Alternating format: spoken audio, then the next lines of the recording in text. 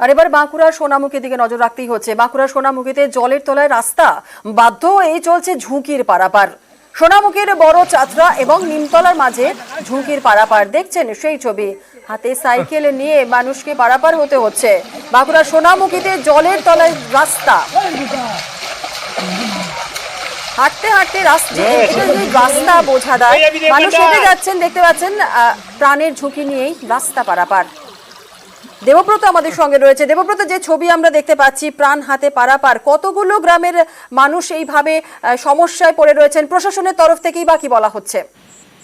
একেবারে চলে এলা, দেখো 20 থেকে 25টি গ্রামের মানুষজন, কয়েক হাজার মানুষ এই রাস্তা দিয়ে প্রতিদিন পারাপার করতো।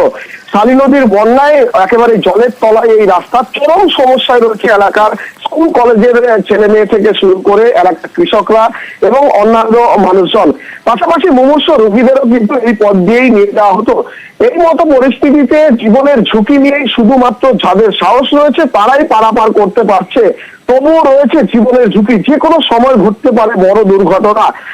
সোনামুখী ব্লকের বড় চাপটা একদিকে, অন্যদিকে নিমতলা, মাঝখান দিয়ে বয়ে গেছে এই শালী নদী। এই শালী নদীর ওপরে একটা দীর্ঘদিন ধরে দাবি রয়েছে এলাকার মানুষের, একটি কংক্রিটের সেতু, কিন্তু প্রশাসন তাদের কোনো সদুত্তর দেয়নি। যে কারণে গ্রামবাসীদের পক্ষ থেকে এই অস্থায়ী রাস্তা তৈরি করা হয়েছিল। সারা বছর যাতায়াত করতে পারলেও বর্ষার সময় জলের তলায় এই রাস্তা, ফলে আতঙ্কে রয়েছে এলাকার মানুষজন। অন্যদিকে প্রশাসনের রয়েছে দীর্ঘদিনের, ইতিমধ্যেই এলাকার সমস্যা নিয়ে একটি কংক্রিটের বীজ সহ এলাকার রাস্তা প্রপোজাল পাঠানো হয়েছে ঊর্ধ্বতন কর্তৃপক্ষের কাছে। দ্রুত এই সমস্যার সমাধান হবে। প্রশাসনিক আশ্বাস মিলছে বছরের পর বছর, কিন্তু এই সমস্যার সমাধান কবে হবে সেদিকেই তাকে এলাকার মানুষজন। জুড়ে না, ধন্যবাদ দেবব্রত। সাইকেল কাঁধে করে নিয়ে জীবনের ঝুঁকি নিয়ে খুব প্রেরণা হলো। রাস্তা ভেঙে গেছে নদীর বানের জলে, কোনো পেশেন্ট নিয়ে যে যাবে তার মৃত্যু ছাড়ার কোনো রাস্তা নেই। ভোরতে চলে তাদের আর কোনো পাত্তা নেই, কোনো খোঁজ খবরই নেই। না, আমরা ব্রিজ চাইছি। এক কোমর এক বুক জল নিয়ে আমাদেরকে পেরোতে হচ্ছে। যার শরীরে ক্ষমতা থাকবে সে পেরোতে পারবে, না ছাড়া পড়ে পড়ে মরবে। আমাদের একটা ব্রিজ হলে খুব ভালো হয়।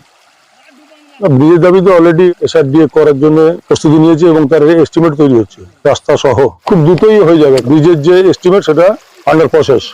স্থানীয় সমস্যা, যেহেতু নদী খাত খুব গভীর নয়, সেক্ষেত্রে অনেক জায়গাতেই মানুষ এইভাবে যাতায়াত করে থাকে। বর্ষাকালে এই ধরনের যাতায়াত কিন্তু আকস্মিকভাবে হঠাৎ খুব বিপজ্জনক হয়ে উঠতে পারে। সব মানুষকে রিকোয়েস্ট করব যে বিপজ্জনকভাবে নদী বা খাল পারাপার না করেন, বিশেষত যখন কিনা জল রয়েছে সেখানে। সচেতনতার প্রসার যাতে হয়, পঞ্চায়েতগুলিকে আমরা নির্দেশ দিয়েছি।